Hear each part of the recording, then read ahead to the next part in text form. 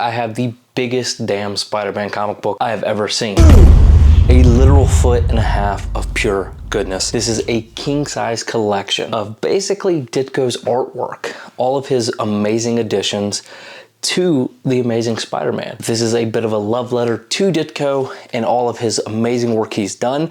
So we're gonna dive into it. All right, guys, here we go. So here's what the front looks like. It is Ditko is amazing, and I apologize. I'm literally have my camera about 6.5, 7 foot in the air and still cannot get this whole thing in the frame. But this is the front. Looks, again, absolutely incredible.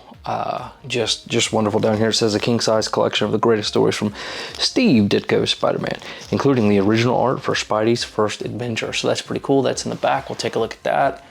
There is a quick, brief glance at the spine, and then to move some of the glare from the top out of the way.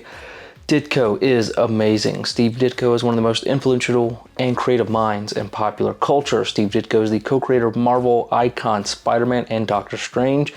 Steve Ditko is one-of-a-kind visionary. Steve Ditko is amazing. And then it talks about all of his masterworks there. And this does collect Amazing Fantasy 15, ASM 3, 11 through 13, 24, 31 through 33, and annuals 1 and 2. So let's go ahead and pop it open. But before we do that, this thing is 21.5 inches tall. 21.5 inches tall, 14 inches width. Incredible. iPhone comparison, iPhone 13 Pro. And then of course, one of the best runs on Spider-Man. That's a normal omnibus right there. If you're familiar with that, that is the Dave Michelinie and Todd McFarlane omnibus. That's literally, you know, 4 times the size of a normal omnibus this book is. So let's pop it open. Blue on the inside. Again, some amazing artwork. Ditko is amazing. Yes, he is. A beautiful forward done by Ralph Macchio. He does a really good job here. Love the Peter Parker. This is, again, just kind of a breakdown. And again, guys, look at the size of my hand. Just incredible. So again, AF15, number 3, 11, 12, 13, annual 1, which is one of my favorites. Absolutely love that story. 24, number 2 on the annual, 31, 32, and 33. So again, we're not gonna flip through every single page, but I think we're gonna hit the highlights, right? And of course, AF15, what a wonderful, wonderful comic. And again, fun fact, AF15 actually had 4 total stories in it, if you did not know that. Old Aunt May and Ben Parker and Peter Parker. And if you've never seen AF15, here you go. There's the Spider. First appearance of the Spider on that page. Oh, there's the Bone Crusher. Part 2. I mean, just such a great story. Love the design with the webs. Just awesome. What a fantastic design. And if you guys don't know, I'm actually reading all of Amazing Spider-Man. At the time of recording this, I'm a little into 620 or so. And then of course here's Dr. Octopus. There's the cover for volume number 3. Doc Ock's kind of lame. He tried to marry Aunt May. So we'll quickly flip through this just to give you guys a quick look. Oh, the spider light coming from the crotch, hilarious. Here is number 11, Return of Doc Ock. And what's crazy at this point, most of the characters we know and love are not even here yet. Love that. I love the half face. Just absolutely, to me, what a wonderful, wonderful design. I've always been a huge fan of that half face. All right, let's see.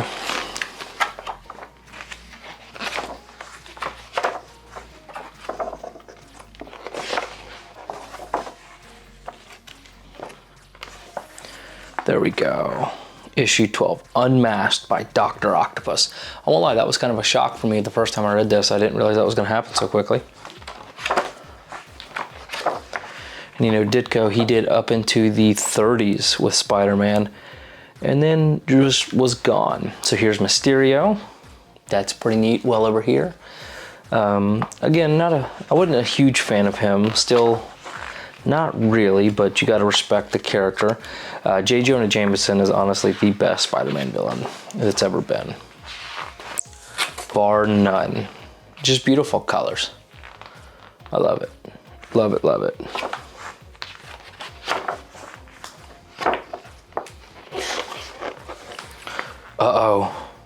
This is my favorite. Annual number 1. Look at that. Now, I'll tell you why I love this story so much. It's pretty cool.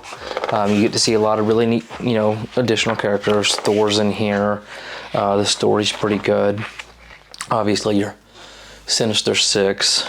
Kraven's a hunter, not a preserver of animals, if you will. He kills them and has them in a... Captain America's there, but has them in a trophy room. So Sony, you got to get your stuff together there. But this is why I bought this, was for these right here, some of these pinups. Electro, Kraven the Hunter.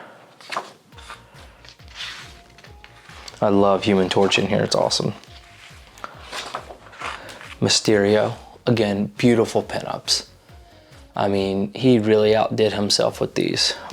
Absolutely did a fantastic job. Sandman, whop. We don't get enough of that anymore. We need more whops. The Vulture, old bald man himself. God, he's so old in the comics. As my daughter would say, but that's okay. Love it. Look at that blue. Just beautiful.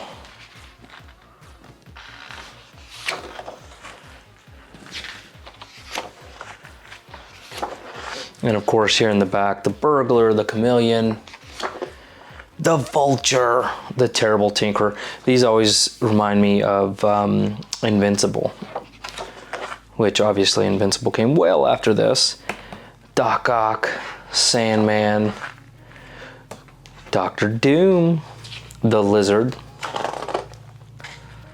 the Living Brain, Electro. I mean, the cheese of these characters, the Enforcers. Oh, Mysterio, the Green Goblin, the second best villain of Spider-Man. Kraven.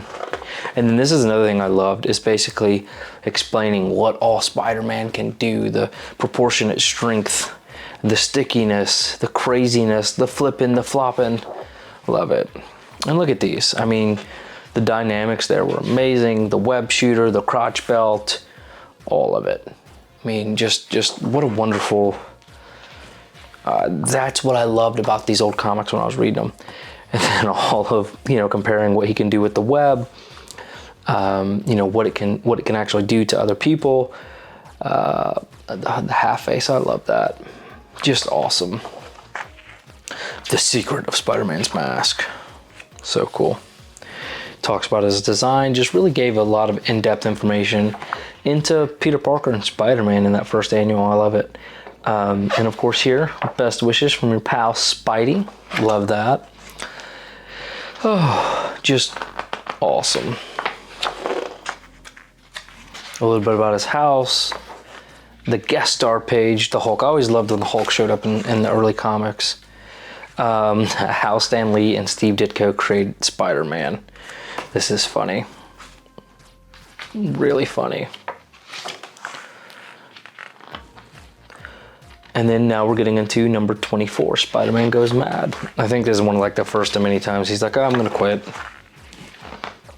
Maybe it's not. I've read so many Spider-Man comics. All right, let's skip ahead a few. More J. Jonah Jameson. The Wondrous World of Doctor Strange. King size annual number 2. Cool here. Doctor Strange did play a big role in Spider-Man in several different eras, so that was really cool to see. And I won't necessarily say that there were some of the better eras. One More Day, Brand New Day, that whole scenario where he got him involved in that whole mystic arts and craziness and totems and all kind of stuff. But anyways, The Circus of Crime. Awesome. And then more pinups. These are my favorite. Scorpion, Beatles, Jonah's Robot, the Crime Masters. I would actually love to have these blown up, those pinups, and put on my wall as posters. I think that'd be awesome. I'm pretty sure that would be frowned upon. All right, 31. Let's see if I can find it. We know who that is. Gwen Stacy. Oh, awesome. Gwen Stacy and Harry, of course. I do believe it's Harry, yeah. But Gwen Stacy's the best. Mary Jane didn't become interesting until she got into her supermodel era. Man on a Rampage, issue 32. One of the many times Aunt May just randomly starts dying stupid. That woman has died or almost had a heart attack about 1,000 times. And you know, she gets around in comics. You know what I mean? She's had more boyfriends than Peter Parker's had women. So, nothing wrong with that. Get you some, Aunt May. Get you some. All right, so here's really cool. You know, more about Aunt May, but this is where it gets really cool. The original art. I'm gonna lift it up just a hair so you guys can make sure there's no glare on it. And I'm gonna kind of hold it at an angle here. Amazing April number 62. All the dimensions, the cutting and pasting of things, the artwork. And what's really cool is you can kind of actually see the inks in there. Hopefully the camera's picking it up. But just crazy. And I'm gonna go through each one of these pages because I think this is really neat. You know, his notes down here he gave us. Just super neat. You know, this is not something you're gonna get to see every day. I don't know if they've ever released this in another type of edition, but just really cool. I mean, literally down to the ink lines there. Ooh, almost ripped it. Maybe that was already like that. I mean, just incredible. Chameleon, awesome. Super cool. I mean, the golden age of comics. I know it's technically not golden age, but you guys get what I'm saying. Spider-Man has never been any better. AF-15, the cover. And then here's some additional covers over here. Awesome. Awesome possum. Oh, that's cool. 32, that's really neat. And then, whoa, oh, it got ripped, I guess, somewhere. But it's pretty neat to see the line layouts, you know, like just crazy. Man, he could really draw. What an artist. I love it. Thought balloons, word bubbles.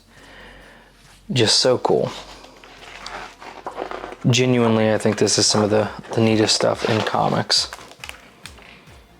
Gwen Stacy, Harry. She kind of looked a little devilish at first, but what can you do? But again, looking at these pencils, I mean, you can't doubt the man's talent. Look at that. All hand lettered.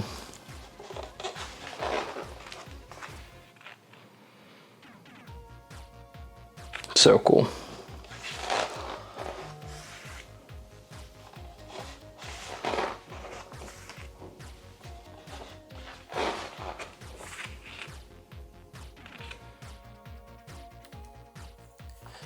That's cool. Marvel's fan club, the Merry Marvel Marching Society, released this giant 6-foot-tall Spider-Man poster with art by Steve Ditko in 1965. That would be sick to have. Could you imagine having that somewhere? And then these, so this is Kirby and Ditko. Oh, Marvel Masterworks. This is a trade cover back in 2009. You know, reimagining of AF-15, volume 2 there. That's pretty cool. And then that right there was a really incredible moment. I love that. I would love to have those. So guys, that is it.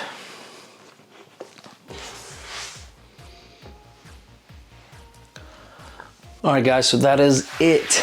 The complete overview of the biggest, dang, amazing Spider-Man comic book I've ever seen. Absolutely incredible. I love this. I love it so much. I went and bought a coffee table to put it on, and it still did not fit. Still too big. But guys, you are the best part of Two Brothers Comics. Don't forget to like, subscribe, and share this out if you enjoyed it. And as always, collect your way.